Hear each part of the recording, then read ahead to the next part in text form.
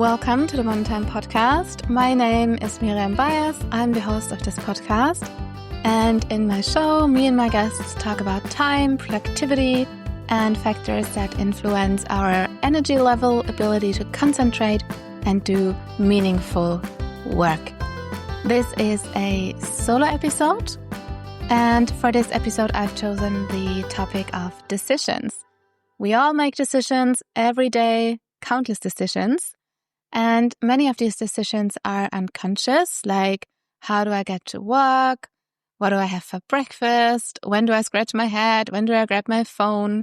And these decisions take very little time. They are very fast and they don't require conscious thinking. I guess most often we just scratch our head and we just grab our phone. It's like a routine, or we just follow an impulse.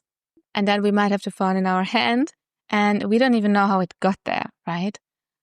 It doesn't feel like we decided anything. It just kind of happened.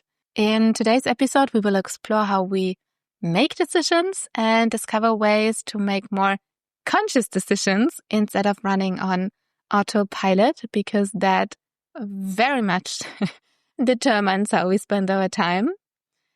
And let's start with a detour and talk about what does decision actually mean, like when it comes to the word itself. For me, I have figured out that knowing what a word actually means, like what is its origin, helps me to get more clarity on the use of the word and also the effect of using a word, right? For decision, the word entails like the and scission, right?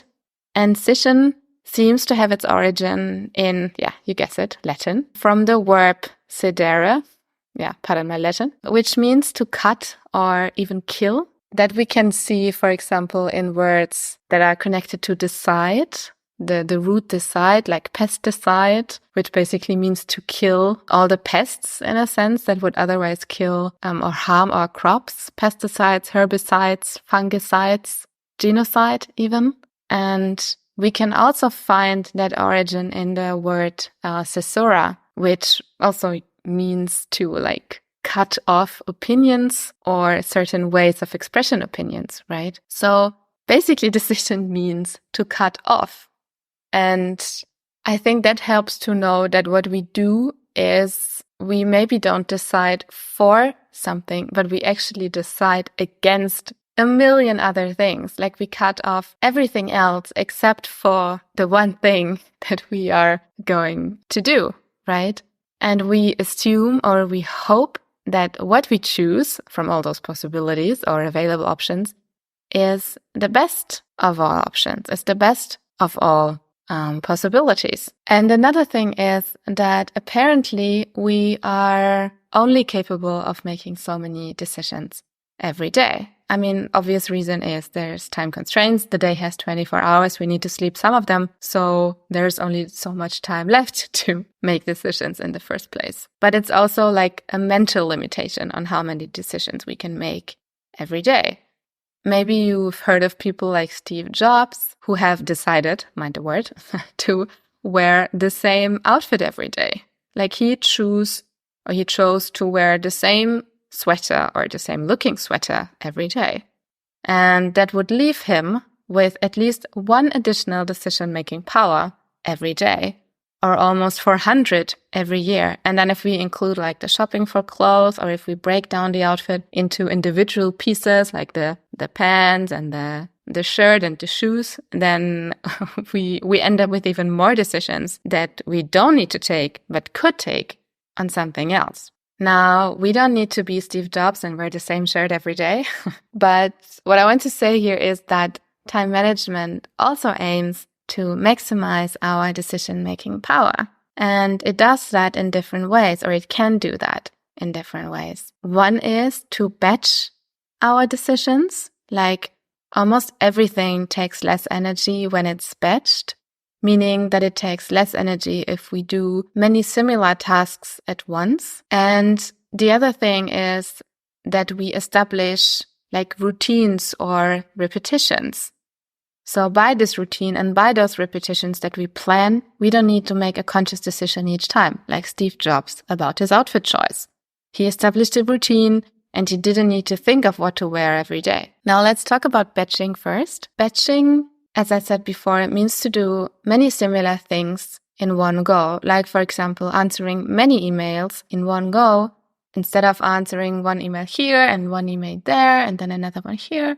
Or the same can be like paying bills or doing groceries or anything. And batching can work in several intervals, if you like.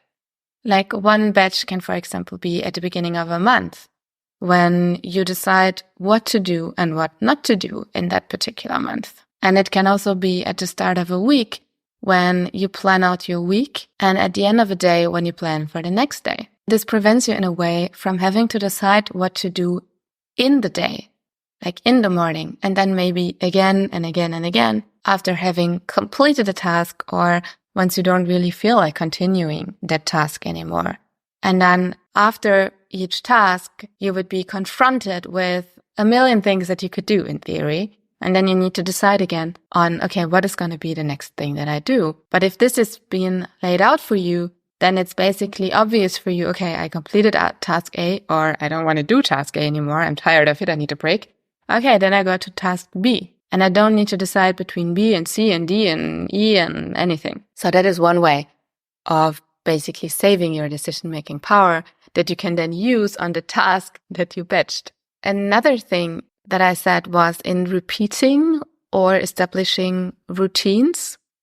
And that can, for example, be checking your emails before lunch and not before. Because before, it could distract you from what's most important that day. So by establishing the routine of checking your emails every day before lunch, you don't need to think about when to check your emails, and you don't need to think about how often you're going to check your emails in the morning. The same can work for when to do administration, like, for example, every Thursday, or when to schedule a meeting. You would only do it in the afternoon.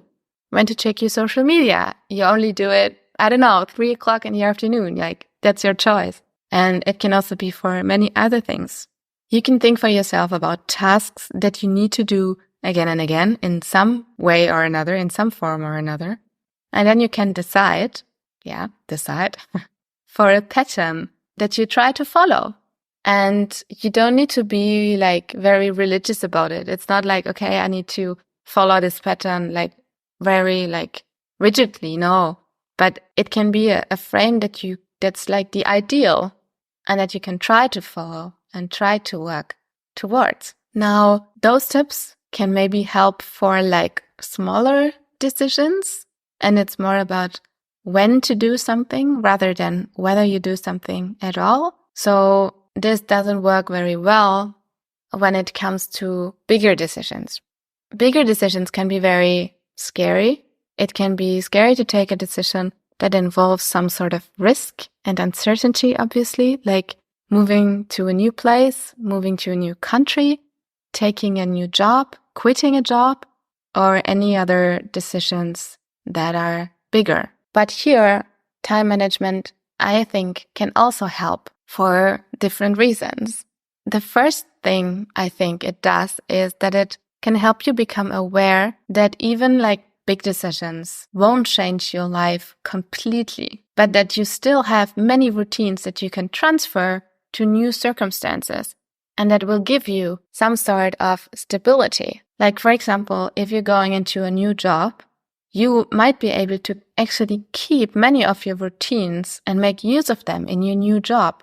Like if one of your routines is to check your emails before lunch, one of your routines is to do social media in the afternoon, or one of your routines is, okay, the first thing I do in the morning is the hardest task, and then I have a coffee, and then I do less stressful tasks, or something like that. Like the skeleton that you established for yourself, you can bring into new surroundings, and they can serve as some sort of security for you. Yes, you are in new circumstances, and maybe they are scary, but you know that you have the structure and that works for you, and then you can see how can you use the new structure or the old structure, in the new surroundings. And of course, you might have to change them because it's a new place. You might not be able to stick to all of your routines, and that's fine.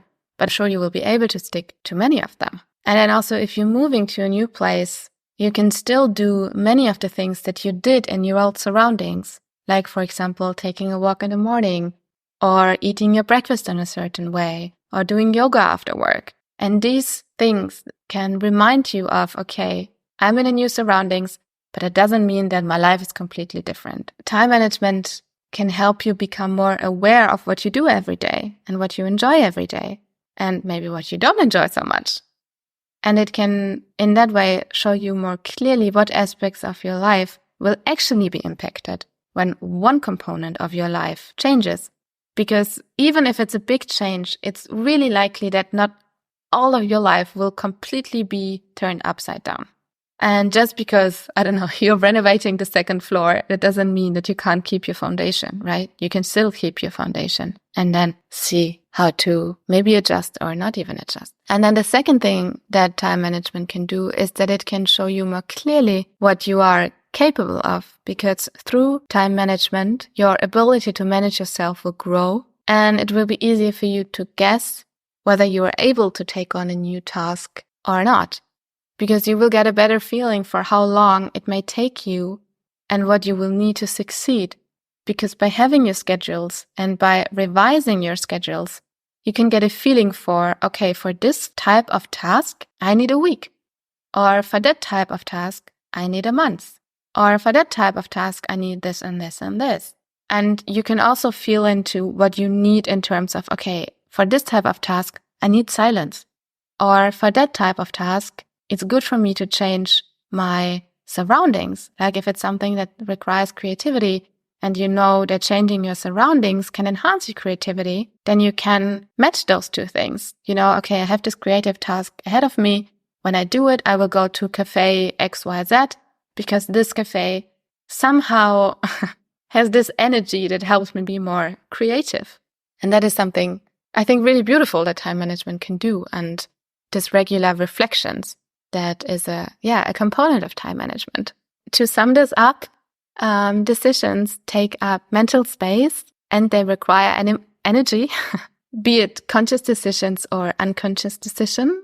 The trick is to make the unconscious decisions conscious and to reduce, if you like, the conscious decisions or the unconscious decisions. Reduce them so that you have more energy for more meaningful decisions.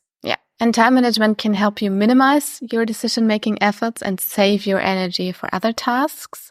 And you can do so by planning your tasks in advance, batching, establishing routines for repetitive tasks. So you don't need to go back and forth. Am I doing it now? Am I doing it later? How often am I going to do it? And you can also regularly reflect or use the regular reflections to train your decision-making power when it comes to taking like bigger decisions that may seem life-changing, or when it comes to decision on whether to take on additional tasks or not, or when it comes to how are you going to do things in the most effective way. Yes, then I hope you could take something from this episode, that maybe you have more clarity on what decisions really are, what role decisions play in your life. And if you have any questions or comments about this episode, then please feel free to share them in the comment section on Spotify or YouTube below. Becoming more conscious about the decisions we take is an integral component of my Time Mastery course that starts again in October. And in 6 weeks, I will teach you how to boost your productivity, get on top of your to-do list, and have more time left for life outside of work. With step-by-step implementation over the course of the 6 weeks, we will make sure that this will work for you. Sign up for the waiting list to get notified first when we open for registration. There are limited spots available, and you will find the link in the show notes. Thank you for your time today. If you found this episode helpful, I would love it if you could follow and subscribe and share it with someone who might benefit from it as well. And then take care, and I'm looking forward to seeing you here again next time. Bye bye, yours, Miriam.